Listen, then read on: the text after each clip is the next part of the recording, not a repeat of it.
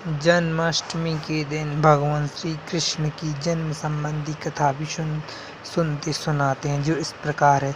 द्वापर युग में भोजवंशी राजा उग्रसेन मथुरा में राज करता था। उसका आतताई पुत्र कंस ने उसे गद्दी से उतार दिया और स्वयं मथुरा का राजा बन बैठा। कंस की एक बहन देवकी थी, जिसका विवाह वासुदेव नामक यदुवंशी सरदार से हुआ था।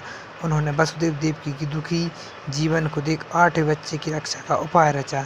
जिस समय वासुदेव देवकी को पुत्र पैदा हुआ, उसी समय संयोग से यशोदा के गर्भ से एक कन्या का जन्म हुआ, जो और कुछ नहीं सिर्फ माया थी, जिसकी कोठरी में देवकी वसुदेव कैद थे। उसमें अचानक प्रकाश हुआ और उनके सामने शंख चक्र गदा पद्म धारण के चतुर्भुज भगवान प्रकट हुए। दोनों भगवान के चरणों में गिर पड़े। तब भगवान ने उनसे कहा, अब मैं पुनः नवजीवन शिशु का रूप धारण कर लेता हूँ। तुम मुझे इसी समय अपने मित्र नंद जी के घर वृंदावन में भेजाओ। उनके यहाँ जो कन्या जन्मी उसे लेकर कंस के हवाले कर दो।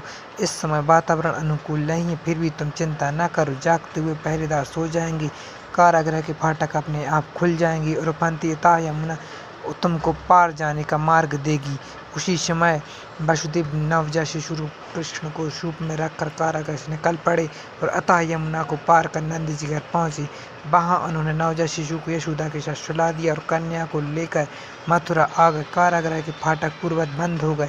अब कंस को सूचना मिली कि वसुदेव की बच्चा पैदा हुआ। उसने बंदीगृह में जाकर देवकी के हाथ से नवजात कन्या को छीन कर पृथ्वी पर पटक देना चाहा, परंतु वह आकाश में उड़ गई और वहाँ से कहा, अरे मूर्ख, मुझे मारने से क्या होगा? तुझे मारने वाला तो वृंदावन में जा पहुंचा है। जल्दी तुझे तेरे पापों का दंड है। यही श्री कृष्ण जन्म की